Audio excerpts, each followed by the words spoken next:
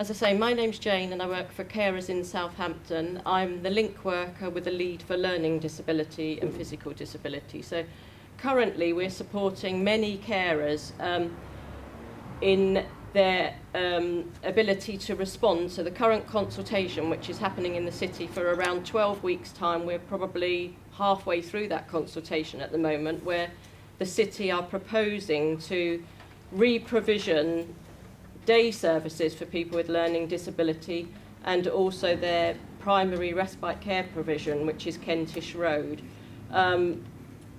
Any re-provisioning, any change to either of those key services for that particular client group and their carers is very, very, very unsettling at the moment because nobody knows what is going to happen.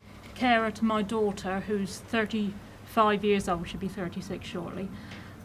She has severe learning disabilities, and at the moment she is in Woolston Day Centre, where I've got to go and pick her up. 3:30 I shall have to leave to pick her up. She only has a service 4 days a week, and we're being threatened with cuts and things, and it's going to be change, but we don't know what sort of change. It's as if the council are leading us to an abyss and pushing us off because we don't know if there's a net underneath or not. But they assure us that there will be some service at the end of this. What we don't know, whether it be 1 day or 2 days or change completely. There may or may not be transport with it, which will mean that people can't get to a service. I mean, I transport my own daughter, but others can't. So they need the transport to be able to provide the service, and without one, you can't have the other. I don't think it can be easily understood by anybody unless they stand in our shoes, the stress that this is causing. Physical stress we accept, but this has been it's an emotional, psychological roller coaster, and we're all hitting rock bottom here. Our main concerns, we've got all these consultations going on, but these decisions are going to be made fairly quickly, and yet we've got a Carers Act coming in next spring, which I just made a few notes on. There will be a national eligibility criteria and improved rights for carers. Now, if we get to that stage and we find we've got some improved rights, it'll be very difficult to act on them if decisions have been made between now and then. No. As all day, and we have supposed to have a team of carers to do the night care. And we should have a case manager allocated to us by the CCG or social services. Well, because we ended up having to demand that Wayne get what he was entitled to, and that's just their assessment of, and I take his point about their policies, they don't stick to them. But when you try to push that, they're so obstructive and so defensive. Going back to this chap's comment about customer service, they then closed ranks, and we were then labelled as a problem family because we cared for our relatives. There's some people nodding, and I'm sure they've come up against the same thing. And they seem to take it like it's a personal attack simply because you care for your loved one.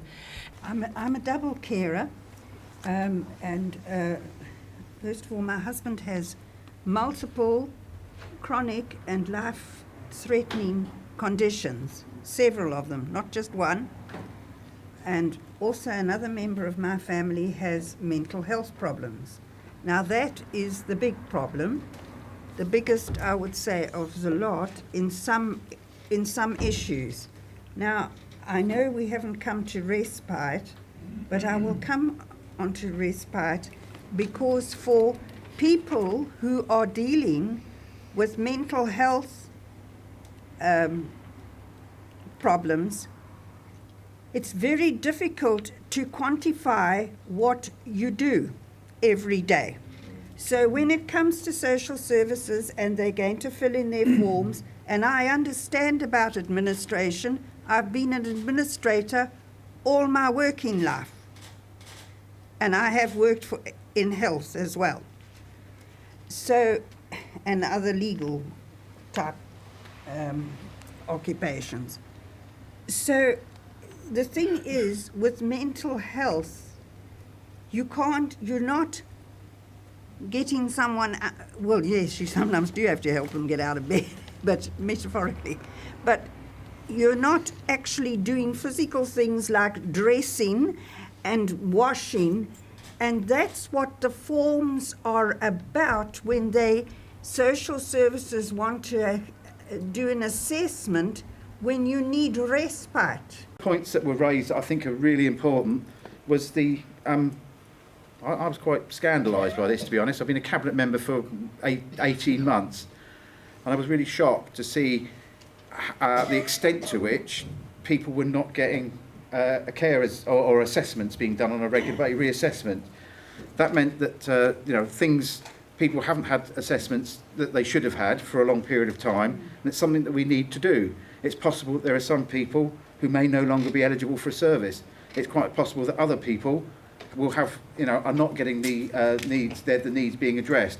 So it's a major piece of work that we're going to have to address. At the moment, we have lost at least 3 daycare centres in the city. And I know for a fact that there are elderly people who are stuck at home in high-rise flats and they never see outside. When I pick them up on a Thursday morning and take them home in the afternoon, and when I go back next week and I say, have you had a good week? Have you been out? I have not left this flat at all. And because of the cost, now, 3 of those centres have closed, and there are a lot of elderly people stuck indoors day after day, 24 hours a day. And I just feel that that is a very, very sad indictment on our community. Because suddenly we are now going to find that suddenly one day they open these doors and these people are dead in their flats and they don't know when and how it happened. And I just think that is quite a sad thing. Unfortunately, I'm here because after the 6 months, I've been struck down with something, but there's no cure. But anyway, I agree with what the lady just said about the people that are left in their homes night after night, day after day. And I experienced something in my own block where a person was there for 3 or 4 days. When we made a complaint, we were told to shut up. Now, what sort of message is that from people in the council when we brought this up at the tenants and residents meeting? There was uproar. But at the end of the day, that person who died should have respect. And there should be checks in the communities, checks with these people, but that is being lacked of staff. There isn't enough staff in the sheltered housing. 3 staff are having to do about 4 places in one day, and there's 2 off sick now, and virtually we've got to look for a ward. And to me, that is cutbacks, and I can't accept that. And that is to the councillors. But it's true what that lady says. I have seen that myself, where people have been dead for 3 or 4 days. The reason I'm an ex-support worker is because I whistle blew and had a really hard time as a result of it. I found through personal experience, and I specialised in visual impairment, I found through personal experience that a lot of the spend on disability was spent on the higher echelons of management and not on the people who actually did the caring. And you can't make a profit out of care. Care is about caring about people. And I found that whereas a support worker may be paid £8 an hour, the agency that provided it was earning twice that in providing the care. Now that care that money should have been spent on the people that they were providing care for. Thank you. I'm quite sceptical that I already know that they're probably going to be closed, whatever consultations take place, because the council has to save money. But what I like to say is there's so many organisations and groups out there which are closing down because the council aren't funding them anymore.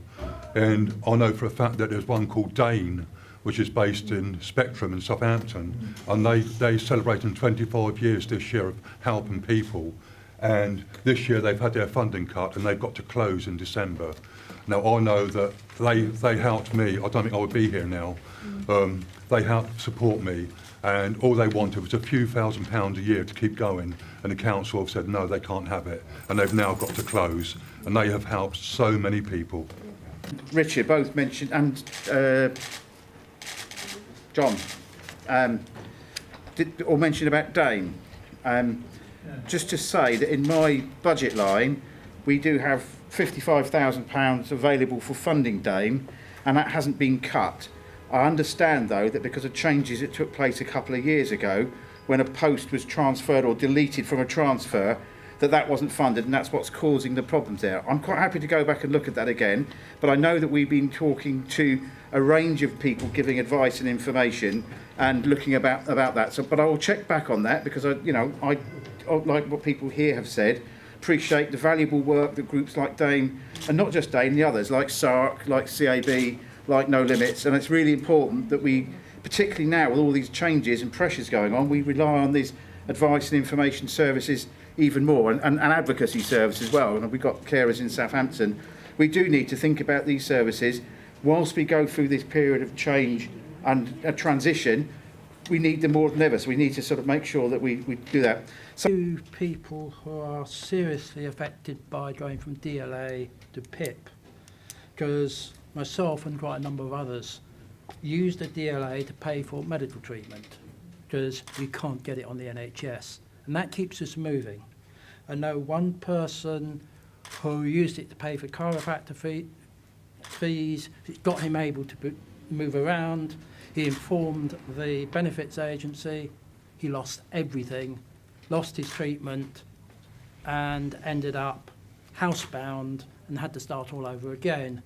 People going through the disability system trying to claim benefits, they are rejecting obviously people that really do need those benefits, they're rejecting all those just for the sake of making them go through an appeal.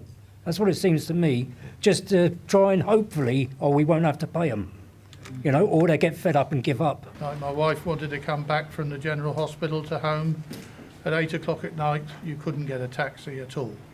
It used to be the council's remit could decide to make all taxis accessible, which they are in London, so you don't have the same problem. But that never has happened in Southampton, so I don't quite know why. The council also did a survey on transport, mainly buses, and it never asked one question about disability in that survey. I, 10 years ago, became very ill, in fact, and got my first bus pass. Now, I was living in Thornhill at the time. I was quite isolated. I couldn't get out because I had to make a choice. Do I put some electric on my meter, or do I catch the bus into town to see a friend? So I had to make those sorts of choices. I got the bus pass, and as a disabled person, that really opened my world up. It meant that I could go to the shops when I wanted. Every day I could just go and have a walk around, talk to people. I live on my own. I still live on my own. So it's nice to be able to get out every day. In January, I lost my bus pass. The council decided that they were going to cut the local disabled bus pass. And that has, of course, shrunk down my world yet again. It's not so much the bus pass, because I went for the national one rather than the local one in the first place. It's bus drivers now seeming to think that electric wheelchairs are scooters and they're not allowed on the bus. We've been asked to come to Southampton to do things, and if there's any way we can support people who want to start up the access group again, then we'd be happy to do that. Thank you. Well, I want to talk about the parking in opposite Asda. There's a parking for disabled, but there's a curbs which is very high, and if you're on a wheelchair, you cannot climb. You have to go around to get. And they also they should have orange on a parking. Because when you park, you've got a wheelchair and somebody else park you behind you. You can all open the boot. You have to wait until they move. Both for wheelchair users and for visually impaired people, there's no point in having a bus if you can't get on it. We've got so many buses that just don't stop at bus stops.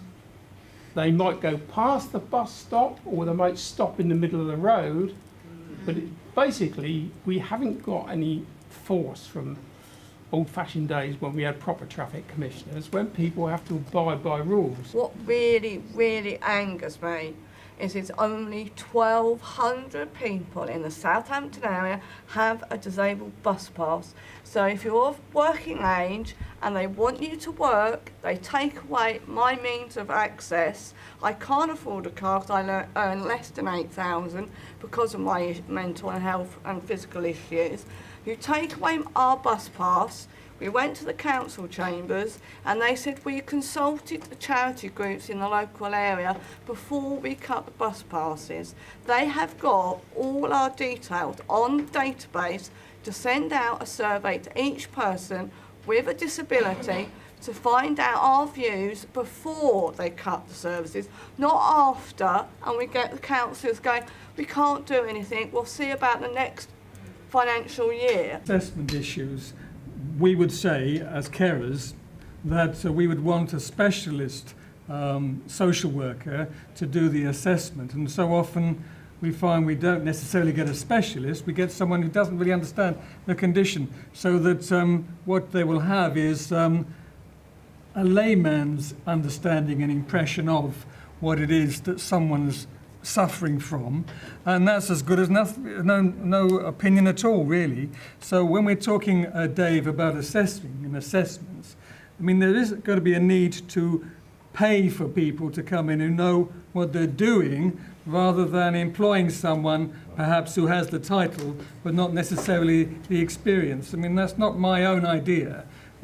Yeah, I called hate crime once before 901. And how did that make you feel? They was too slow coming out. It takes a long time. So Donna lives in a community with lots of different other people that haven't got learning disabilities, and so you were the victim of hate crime, weren't you? And you had to move. So it was kind of just going on to your point about feeling attitudes, really. Carer of a mentally handicapped son, he's my son. And I'd like to say something about attitudes, because we've been talking today about we would like to make things better. There was a suggestion that cuts can make the service better. But everyone seems to assume that everybody wants new experiences, challenges, their life to be enriched and all this sort of thing. My son doesn't want any of this. You were talking about yes people a little while ago. He's a no person. It's an uncertain world for him. He wants certainty, he wants continuity, he wants familiarity. He doesn't like change at all. Change has to be managed very gently and very carefully. He goes to day services in Southampton, and he can accept that the staff there change. Obviously, employees leave and get a better job and they're replaced, and he can accept that, but he does like his day services. I went to an earlier meeting about the changes that you were at, and you were talking, there were a lot of people at that meeting talking about closure of, or potential closure of, Kentish Road. My son has been to Kentish Road. He doesn't like it, so he doesn't go there anymore. But he does like day services. If he didn't want to go, he wouldn't go. He has all sorts of ways of sort of not making it. But he goes happily and willingly, and as far as he's concerned, it's a job. He likes the certainty, he likes continuity, he likes familiarity. You and I would say he's in a rut. He is in a rut, but he likes his little rut. He's very happy there, and he doesn't want to get out of it. And I feel that everybody is talking about improving services. As far as he's concerned, I don't think he's unique in this. I think a lot of handicapped people are like this. We don't want the service improved. We found the service that we want. Kentish Road, there are people that go there and they like it just as it is. Not for my son, but some of the others. They all like the service that they're using and they're very happy with it. So I would argue for, please, on the front line, change as little as possible. The last point I wanted to touch on, really, just as sort of a few of the issues there, is again something that worries me. Was looking at the our statistical ranking, and in terms of the promoting independence. Now, I remember some years ago when I was doing a different job, Southampton and Hampshire were, top of the league in terms of personal budgets. Well, we now call them direct payments and self-directed support. I was shocked to have a look at the statistics for last year, that out of the 152 authorities in England, the Southampton take-up of direct payments is probably the third worst in the whole country. So something has happened since when we were top of the league back in around 2004 and about 2011 and 12 when we slipped down the table. And it's something that I've actually wanted to take a close look at as to why that came about and what we can do to promote that. I just wanted to say that it's been an absolute privilege to listen to your stories today. I think it takes a huge amount of courage to speak in the way that you just did like that. And to make the time to come out here. I know many of you are balancing your caring responsibilities and you have to work very hard to be here. And what you've done, with the help of John, is to be able to get your voice heard by the politicians and by the media. And too often I think people who are carers or people with disabilities are left in the shadows and don't get those voices heard. So thank you so much for that.